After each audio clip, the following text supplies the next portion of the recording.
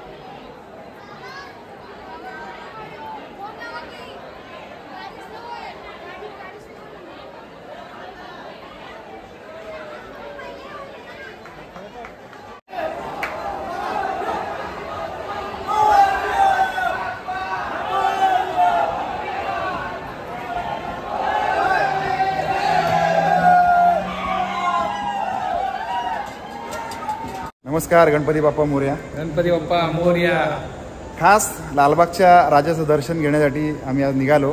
ठाण्यावरून परेलला आलो. तुम्ही बघितलं असेल भयानक गर्दी. आणि या गर्दीतून प्रवास करणं म्हणजे नामुष्की उडवली आमच्यावर. माझ्यासोबत आहेत आमचे मित्र. नमस्कार. मंगेश दादा जगदाळे, गणेश शिंदे आणि असे आम्ही सगळेजण मित्रमंडळी लालबागच्या राजाचं दर्शन घ्यायला चाललो आहे. तर आता इथून आम्ही चालत चाललो आहे. तर हा सगळा प्रवास आपण बघणार आहोत. चला. मुंबईमध्ये असलेलं दुर्मिळ असं वाहन अँबॅसिडर. या गोष्टी आता इकडे फार कमी बघायला भेटतात. आणि आता आम्ही परेल ईस्टवरून चालायला सुरुवात केलेली आहे. साधारणपणे मंगेश भाऊ किती किलोमीटर असेल? एक 1-1.5 किलोमीटर असेल. 1 ते 1.5 किलोमीटर आपल्याला चालत जायचं आहे. याचं कारण असं आहे की फक्त आपल्याला ट्रेनमध्ये अजिबात जागा चढायला मिळाली नाही. आणि RPF स्टाफने सांगितलं की तुमची जी लास्टची ट्रेन आहे तीसुद्धा अशीच भरून जाणार आहे. त्यामुळे आम्ही म्हटलं की रिस्क नको घेऊया आणि आम्ही चालत निघालेलो आहे. विदाऊट चप्पल चालले? कशासाठी? दर्शनासाठी. ओके, धन्यवाद. गणपती बाप्पा.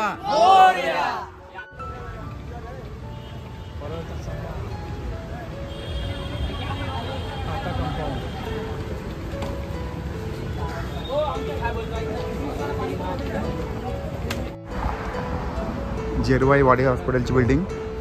आणि फायनली आम्ही 3 किलोमीटर चालत चाललेलो आहे. इकडे KM हॉस्पिटल मुंबई.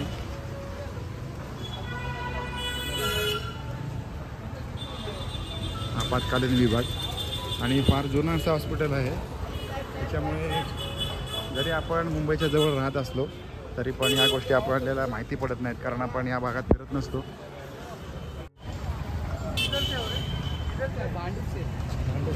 किधर से आहे? भांडूप से आहे. चला चला पटापट चला.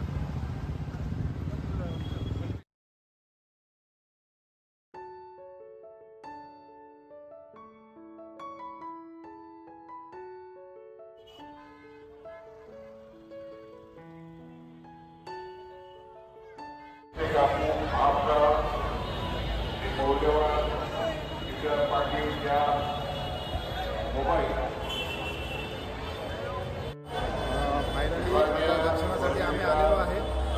मेन दर्शनाची लाईन आहे आणि दर्शनाची लाईन मार्गातून आपले निमंत्रित पाहुणे किंवा नातेवाईकांना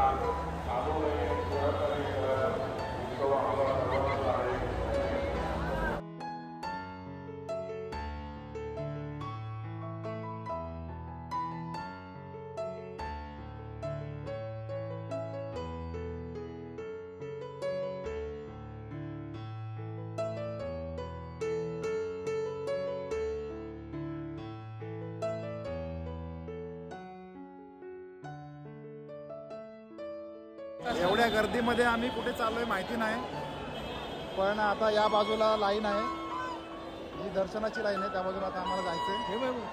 हां दर्शनाची मुखदर्शन. हां मुखदर्शन.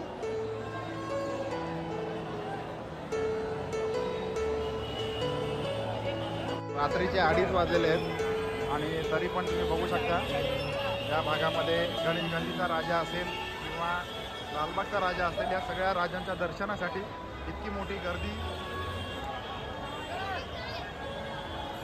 आणि एवढ्या गर्दीमुळे अक्षरशः जीव दमछाक होतो. त्याच्यामध्ये आता पावसाची पण सुरुवात झालेली आहे.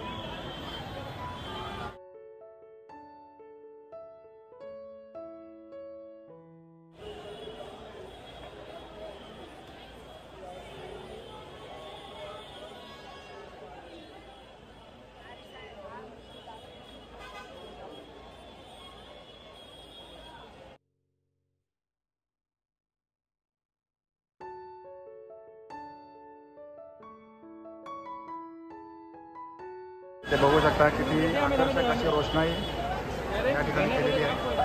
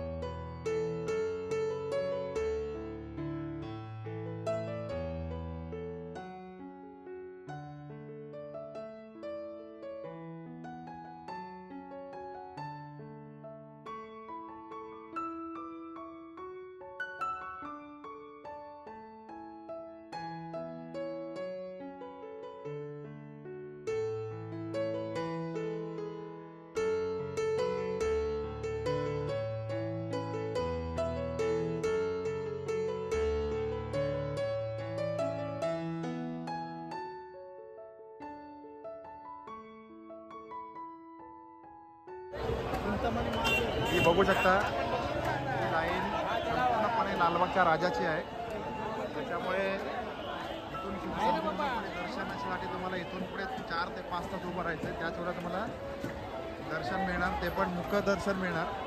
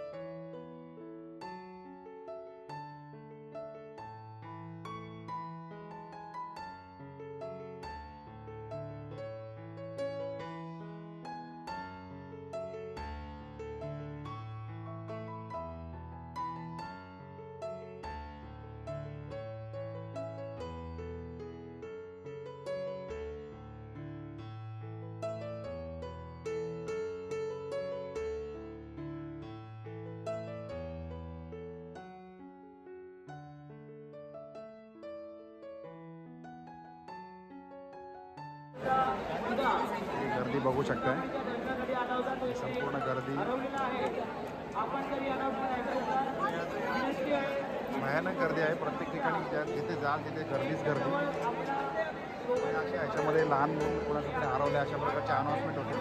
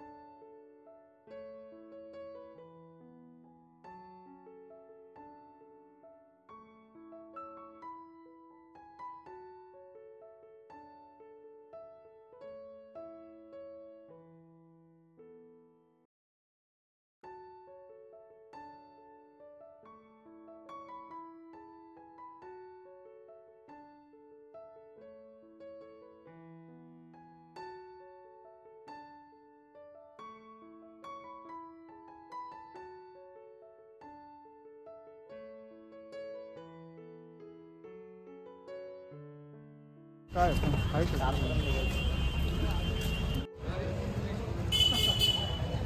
काही इलाज नाही ना आपल्याला वाईट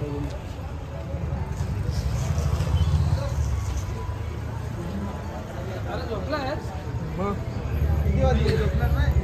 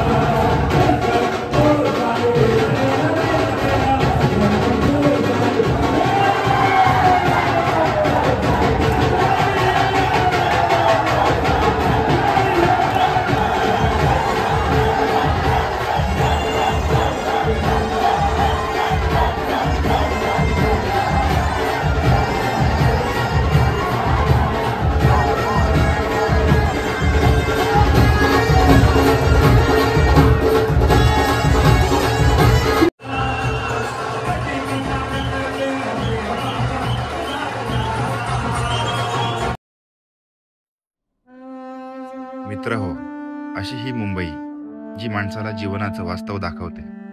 फक्त आपली उघड्या नजरेने तिकडे बघण्याची हिंमत असली पाहिजे.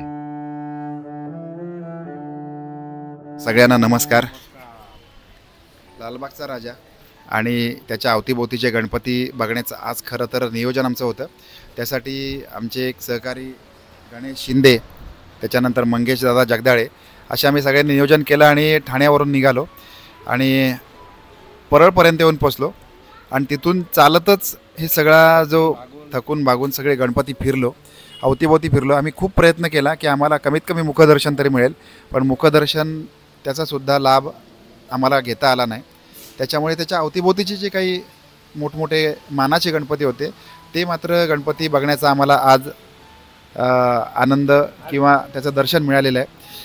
तर अशा प्रकारे ज्या वेळेला तुम्ही गणपती बघायला येत असाल, गणपतीचं दर्शन घ्यायला येत असाल लालबाग परळमध्ये, खास करून लालबागचा राजा बघण्यासाठी, तर त्यावेळेला एक निश्चित काळजी घ्या की लहान मुलं जर का सोबत असतील, अतिशय जोरदार पावसाचं आगमन झालेलं आहे आणि लहान मुलं जर का सोबत असतील तर त्यांची विशेष काळजी घ्या किंवा त्यांना सोबत आणूच नका. त्याचबरोबर महिला जर येत असाल तर महिलांनी सुद्धा विशेष काळजी घ्यावी. आम्ही रात्रीच्या वेळेला आलेलो आहे, संपूर्ण रात्रीच्या वेळची गर्दी तुम्हाला दाखवली. हा संपूर्ण व्हिडिओ तुम्हाला कसा वाटला ते कमेंट करा आणि कमेंटमध्ये गणपती बाप्पा मोरया जरूर लिहा. भेटूया पुन्हा एकदा अशाच एक्साइटिंग व्हिडिओमध्ये. तोपर्यंत काळजी घ्या. Bye bye. गणपती बाप्पा गणपती बाप्पा मोरया, मंगलमूर्ती मोरया.